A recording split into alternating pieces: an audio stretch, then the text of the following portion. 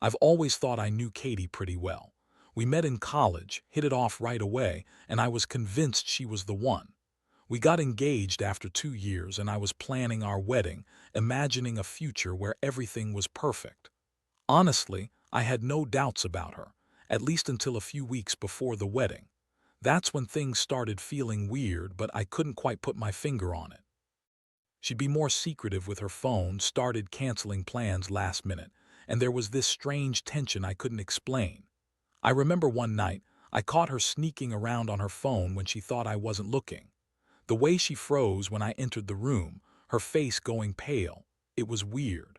But I shrugged it off, telling myself I was just paranoid.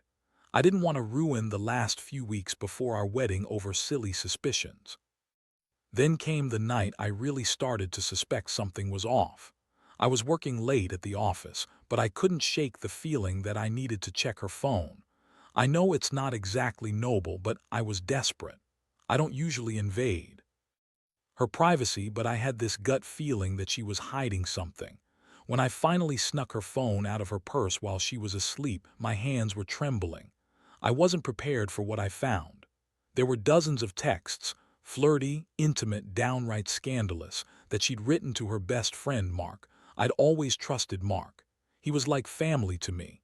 And the worst part, the texts weren't just flirtatious. They were full-on sexting, talking about how good they made each other feel, how they couldn't wait to see each other, and how she was so tired of pretending with me. I felt like I'd been punched in the stomach. It hit me like a freight train. I'd been planning our wedding, imagining our life together, and all the while she was sleeping with my best friend. I couldn't believe it. I spent that night staring at those messages, feeling a mix of rage, heartbreak, and disbelief. How could she betray me so completely, just weeks before we were supposed to get married? It wasn't just a fling. It was something serious enough to be hidden from me. I felt so stupid for trusting her, for thinking everything was perfect when she was out there fucking my best friend behind my back. I wanted to confront her then and there, but I knew I needed to think clearly. I didn't want to lose my temper without a plan. Still, the emotional toll was overwhelming. I didn't sleep that night. I just kept looking at her messages, trying to process what I'd found and how I was supposed to move forward. The next morning, I woke up feeling like I'd been hit by a truck. My head was pounding, and I couldn't get the image of those texts out of my mind. I knew I had to confront her, but I also knew that I needed to prepare myself for whatever she might say or lie about. Katie is the kind of person who can spin even the worst lies convincingly. She's bitchy when she doesn't get her way, and she's a master at twisting things around to make herself look innocent. Still, I had enough evidence to make her squirm. Before I said a word, I decided to gather everything. I print out the messages, saved screenshots, and made a mental list of everything I knew. When she finally woke up, I sat her down in the living room, trying to keep my voice steady. I looked her straight in the eye and slid her phone across the table. She froze, her face suddenly pale, and I saw her eyes flicker with panic. I didn't say much at first. I just watched her, waiting for her to break. When I finally asked, "What the hell is this, Katie? Explain to me why you've been sexting Mark. How long has this been going on?" Her eyes widened and she immediately started to deny everything. "What are you talking about? You're crazy, you're just jealous. Maybe you're the one who's been cheating." She spun that lie so fast I almost felt dizzy. I was furious. How could she sit there and lie to my face after I'd caught her dead to rights? I told her I had proof, that I knew everything. That's when her tone changed. She started playing the victim, saying how I was paranoid, how I was overreacting, and that I was just jealous because she was tired of being with a boring, predictable husband. She looked me right in the eyes and told me that Mark was just a friend, nothing more, and that I was just insecure. But I knew better. Those texts didn't lie. They weren't the words of a just friend. They were the words of someone who was desperately hiding something. The confrontation turned into a shouting match. I demanded answers, and she kept throwing out excuses, things like she was stressed, that Mark was just there for her, that it didn't mean anything. She told me I was overreacting, that I was making a huge deal out of nothing. But I could see her shaking, her voice trembling when she lied about how she loved me and that she'd never hurt me. But the damage was done. I could see the truth in her eyes, that she'd been lying all along. I felt like I was watching my entire world crumble. I never expected this. I thought I knew her, but now I realized she was capable of betraying me in the worst way possible. That moment changed everything, and I knew deep down that my life was never going to be the same again.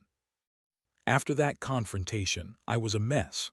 Part of me wanted to believe her lies, to tell myself it was just a stupid mistake, that it didn't mean she didn't love me. But deep down, I knew better. The trust was shattered. I felt a mix of anger, betrayal, and heartbreak all at once. For the first few days, I wrestled with what to do. I couldn't just ignore it, how could I? My best friend, Mark, who I'd considered like family, had betrayed me too. I kept replaying that night and all the signs I'd missed, all the moments where she slipped up but I brushed it off.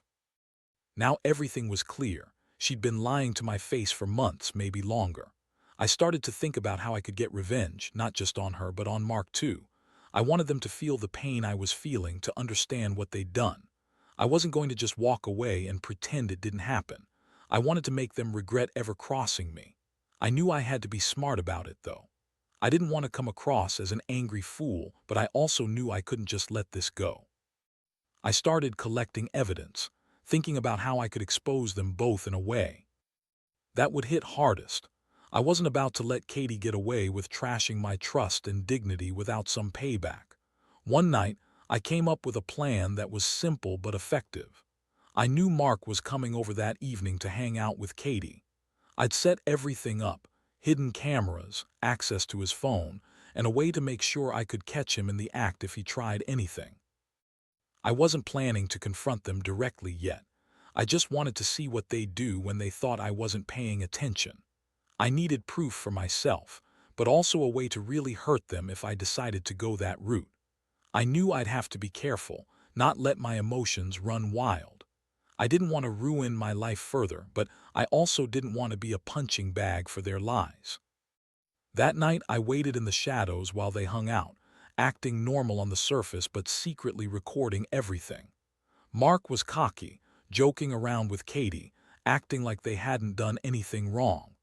Katie, of course, was still trying to spin some bullshit about everything being a mistake and how she loved me, but I could see the flicker of guilt in her eyes when she thought I wasn't looking.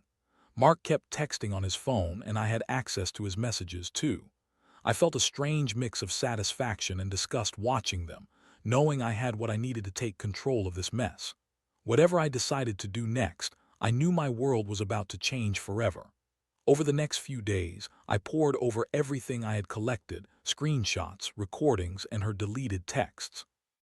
It was like a flood of rage and sadness hitting me all at once. I kept asking myself how she could have done this, how she could lie to my face for so long. Katie was never the kind of girl who seemed like she'd sleep around, especially not with my best friend. That's what made it so much worse. The betrayal cut deeper than I thought it would. And Mark, God, I couldn't believe I ever trusted him. He was supposed to be my brother, my closest friend, and he betrayed me just as much as she did. It felt surreal, like I was watching a nightmare I couldn't wake up from. I stayed quiet for a few days, trying to figure out what I wanted to do. Part of me wanted to confront them both right then and there, but I knew I needed to think it through. I was furious, yes, but I also knew that reckless revenge might backfire. I didn't want to burn everything down without a plan, so I waited. I didn't answer her calls or texts. I didn't bother telling her I knew. Instead, I kept plotting, waiting for the right moment to hit back. I wanted her to see that I wasn't just some fool to be played. I wanted her to feel what I was feeling, the heartbreak, the humiliation, the anger. One evening, I finally decided to send her a message. I didn't want to do it face to face. I wanted her to realize I had all the power now. I told her I knew everything, that I had proof of her cheating, and that it was over between us. I told her that she'd betrayed not just me, but everything we'd built, and I wasn't going to let her get away with it. Her response: she denied everything again, claiming I was making it all up, that she loved me and that Mark was just a stupid mistake. She tried to spin her lies one more time, but I wasn't buying it. I was done being the fool. I told her I'd be moving out, that I didn't want to see her again, and that I'd be exposing her to everyone we knew. That night, I felt a strange mix of relief and emptiness. I had finally taken control of the situation, but I also knew the pain of betrayal wouldn't disappear overnight. Still, I was determined to make her pay for what she'd done. I couldn't believe I'd trusted her so completely, only for her to throw it all away with some stupid, reckless affair. And Mark, he was just as bad. I knew I had to act carefully, but I also knew I couldn't let this slide. I wasn't about to let some bitchy, lying wife and her cheating best friend ruin me without consequences. From now on, I was playing my cards right, and I was going to make sure they remembered what they did, if not for anything else, then for the pure shock of seeing the truth finally come out. In the days that followed, I focused on rebuilding myself, though it was anything but easy. Every time I thought about Katie and Mark, my stomach would turn. I kept replaying their lies, their betrayal, and how they'd both tried to make me feel like I was the crazy one. The worst part was the feeling of being so completely duped by the people I trusted the most. I had been naive, thinking we had some kind of unbreakable bond, but it was all a lie. The betrayal cut so deep I wasn't sure I'd ever fully recover from it, but I knew I had to try. I decided to cut all ties with both of them. I blocked Katie's number, her social media, everything. Mark, too. I didn't want to see their faces or hear their voices. It was a clean break. I needed that distance to process everything, to start healing. I also started thinking about how I could make them regret what they'd done. I wasn't just going to walk away quietly. I wanted closure. I wanted them to feel the full weight of their betrayal. So I made a plan to expose Katie and Mark publicly but carefully. Not just to hurt them, but to make sure everyone knew the kind of person Katie really was, bitchy, manipulative, and unfaithful, and that Mark was no better. One night I posted everything online, screenshots of her texts, recordings of the conversations I caught, and a detailed explanation of what I'd found. I didn't hold back. I told my story candidly, how she cheated just weeks before the wedding, how she lied repeatedly, and how Mark was just as complicit. I made sure to include the emotional toll it had taken on me, the betrayal, the heartbreak, the sense of losing everything I thought was real. I knew this would cause a scene, but I didn't care. I wanted the truth out there. I wanted everyone to see her for what she was. The fallout was immediate. Friends and family reached out, stunned that I'd kept quiet for so long. Some wanted to confront her, others just offered sympathy. But Katie's response: she denied everything again, played the victim, and accused me of stalking her. Classic. Mark disappeared from my life completely, probably realizing he crossed a line he couldn't come back from. For me, it was a hard, brutal lesson about trust and betrayal.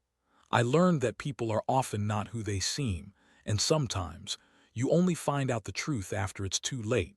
I still feel the sting of it all, but I also feel liberated. I've taken back control, and now I know what I need to do to protect myself from people like them. Now, looking back, I realize that the pain from this betrayal will stay with me for a long time. But at the same time, I've learned something crucial. Trust is fragile, and not everyone deserves a second chance. Katie's bitchy side showed through every lie she told, and Mark proved he was just a snake hiding behind a friendly face. I'll never forget the feeling of walking away from what I thought was my happily ever after, knowing I'd been played for a fool. But I also know I'm stronger because of it. I've rebuilt my life from the ground up, cutting out the toxic people and focusing on myself. The biggest lesson I've learned is that revenge isn't always about hurting someone else. It's about reclaiming your power, your dignity, and your peace of mind. I wanted them to feel what I felt, and in a way I think I succeeded. Their lies, their deception, their manipulations, they all caught up with them. And I'm finally free from the chaos that almost tore me apart. If there's anything I'd tell someone in my position, it's this: don't ignore the signs, trust your instincts, and don't be afraid to walk away when someone shows you their true colors. The pain might be unbearable at first, but eventually it will pass. And when it does, you'll see that no betrayal can keep you down forever.